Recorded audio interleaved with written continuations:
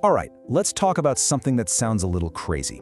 We're going to dive into the shocking idea that some of the most common things in your life, cardboard boxes, clothes, even your notebook, are on a collision course with extreme scarcity. This is the story of what some are calling the paper collapse.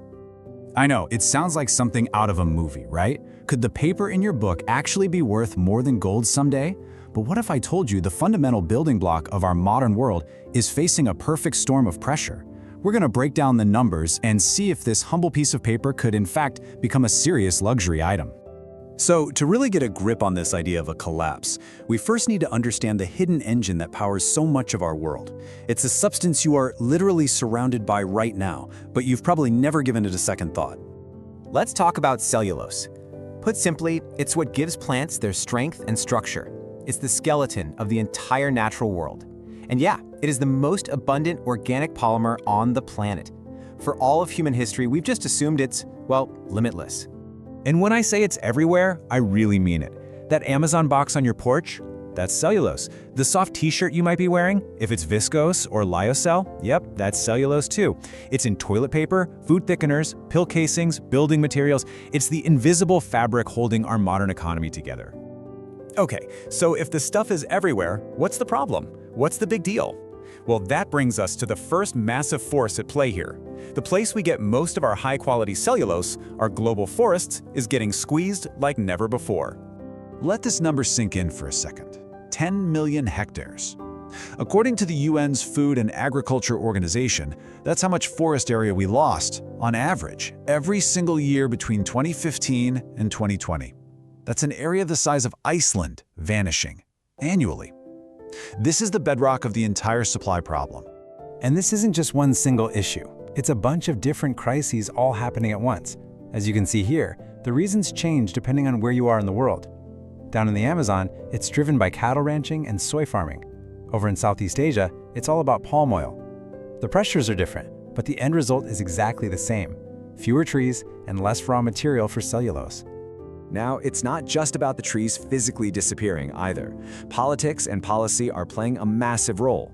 New regulations, and frankly, very necessary ones, like the EUDR, are designed to stop products linked to deforestation from being sold. The side effect? It makes sourcing wood much harder and much more expensive. So the pool of legally usable cellulose is shrinking even faster than the forests themselves. So on one side, you have supply getting choked off. At the exact same moment, on the other side of the equation, you have a massive explosion in demand, and it's coming from industries that barely existed a decade ago. This is the second force, the huge appetite of the new bioeconomy. Just take a look at this. For centuries, paper and packaging was the whole game. Now, it's not even half the story. All of a sudden, the humble paper industry is in a street fight with clothing brands, energy companies, and even advanced material scientists, all competing for the exact same raw resource. This chart really nails the transition we're in. We're going from a world that used wood for pretty simple things, paper, lumber, firewood, to a world that's using its fundamental component, cellulose, to build the future. We're talking sustainable packaging to replace plastic, new bio-based textiles, and even things like advanced biofuels. And the growth here is just absolutely staggering. We are not talking about small incremental changes. We are looking at a projected 200% growth in things like nanocellulose materials in just the next 5 years. That is not a gradual shift. That's a demand shockwave that is about to hit the system. So you know what happens next? It's the most basic rule in economics, right? When you have demand that is skyrocketing hitting a supply that is shrinking and constrained, you get a collision. And that collision is going to lead to wild price swings, volatility, and eventually, real scarcity. And hey, this isn't just a wild theory. It's exactly what researchers are seeing happen in real time. This quote from an academic journal says it all. The competition is intensifying. That is the very calm, academic way of sounding a massive alarm bell. So let's actually map this out. We are right at the beginning, here in 2024, with these new regulations starting to disrupt things. By the end of the decade, experts think that wild price swings for lumber and pulp will just be normal. By 2032, these new bioindustries could be eating up more than half of all cellulose produced. And that leads to 2040, the projected tipping point of systemic scarcity. That is the paper collapse. If this future feels a little abstract, just think back to 2021. Remember when the price of lumber went completely insane? A simple 2x4 cost a small fortune. Well, economists now look at that moment as a preview. It wasn't a glitch in the system, it was a trailer for the movie that's coming for everything made from cellulose. So let's pull all these threads together. Could paper really be worth more than gold? Now look, it's a provocative way to put it, for sure.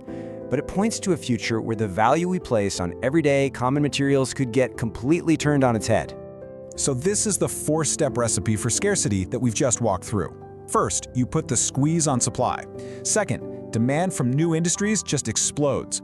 Third, that mismatch makes prices go completely haywire. And finally, you reach a point where things we always thought were cheap and disposable become chronically hard to get and incredibly valuable. And that really leaves us with this one last big question. Our entire world is built on the assumption that things like paper and cardboard are cheap, abundant, and disposable. If that fundamental assumption breaks, what else breaks along with it? What does that world actually look like? It's something to think about. Thanks for tuning in.